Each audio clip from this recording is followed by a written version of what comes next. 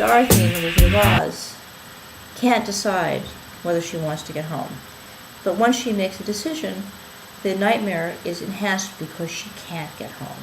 So the core idea of this additional piece of dramatic creation is that you want to in some way make it even harder for the character to achieve the goal. So in Witness, he has to get the witnesses to safety, and by having him be shot, it adds that element of really us not knowing if he will be able to do it. And that's the point of this part of the story that I'm talking about, which is it has to be, all right, so we've seen this movie 100 times, so he's got to get the witnesses to safety. Yawn, let's get some popcorn.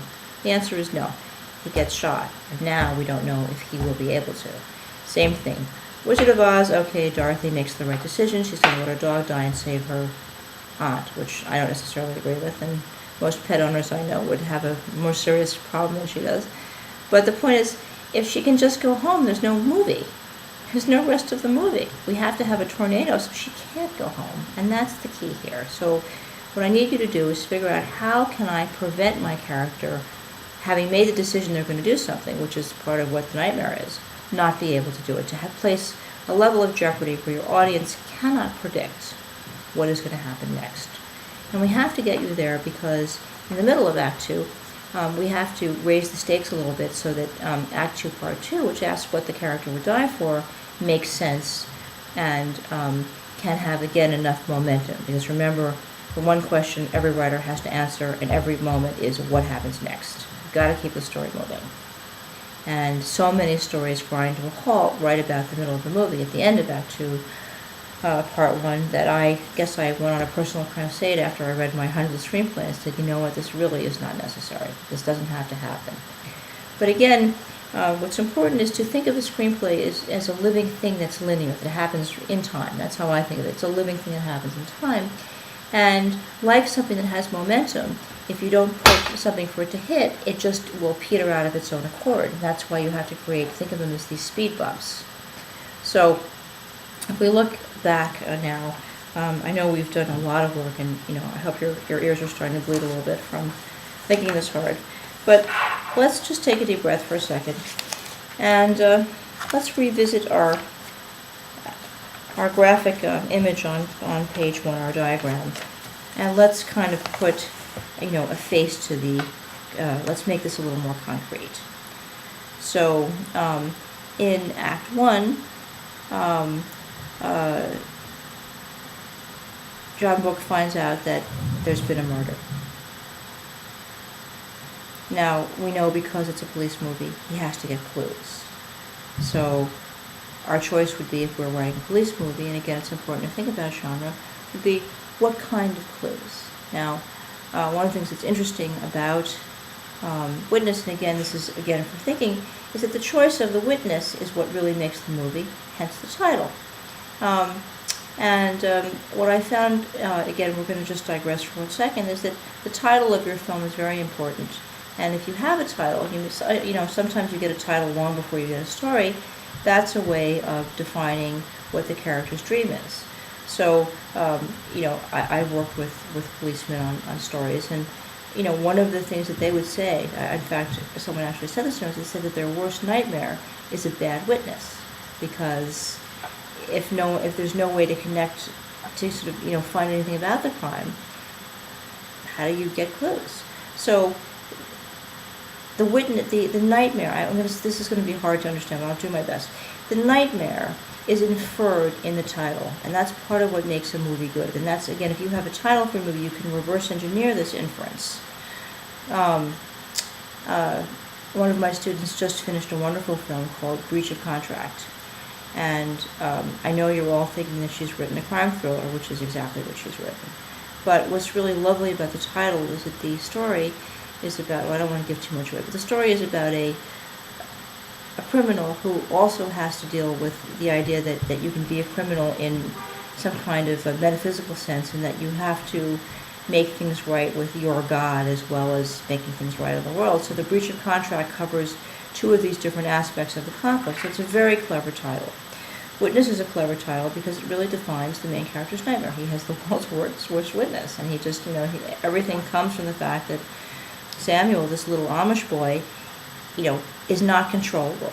He's Amish. He's got his mother. He doesn't speak good English. He can't describe the character properly, and it's all of these things. And so, what you want to consider is that the worst nightmare. Again, the trick of the title is only a technique if you happen to be lucky enough to have one. I'm just trying to give you lots of different ways to get these other parts of your story, because there's always another way. So Act 1, Part 1 asks, what is your main character's dream? And I'm telling you that we're not asking the question only on one level, but we have to start at one level because we got to start somewhere. So John's book's dream is not only to be a good cop, it's to be a certain kind of cop, and this allows him to make choices like not being social and not being married and having a family. So Dorothy wants to find home. Again, her defining her dream further is what allows the story to go forward.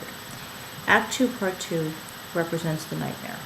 And the nightmare is the inverse, or the reverse, or the opposite, whatever works for you, of the events that you decided in Act 1.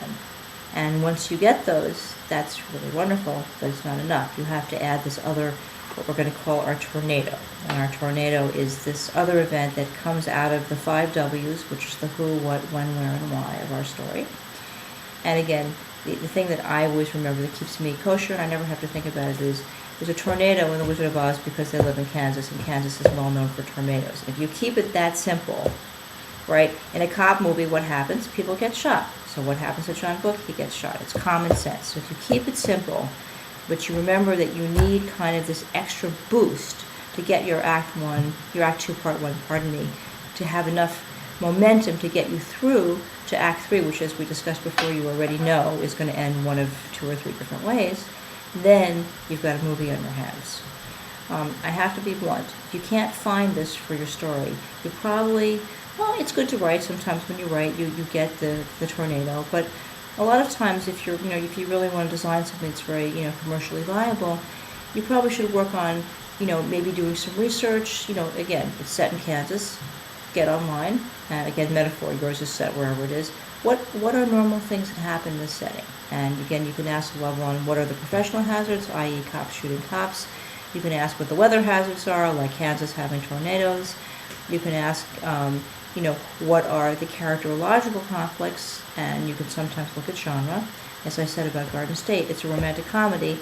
Hey, we're in Act 2, Part 1, he hasn't met the girl yet, so we know the tornado has to be the girl.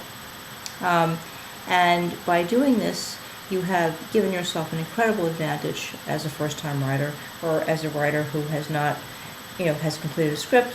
In other words, no matter where you are in the process, this technique works. If you're a seasoned writer and you're listening to this, it may be the reason that you haven't sold your screenplay is that your Act 2 is just not dynamic enough and it's not surprising enough. And as a result, your third act is predictable. Again, the relationship between these 4 questions is sort of a lifelong meditation for me.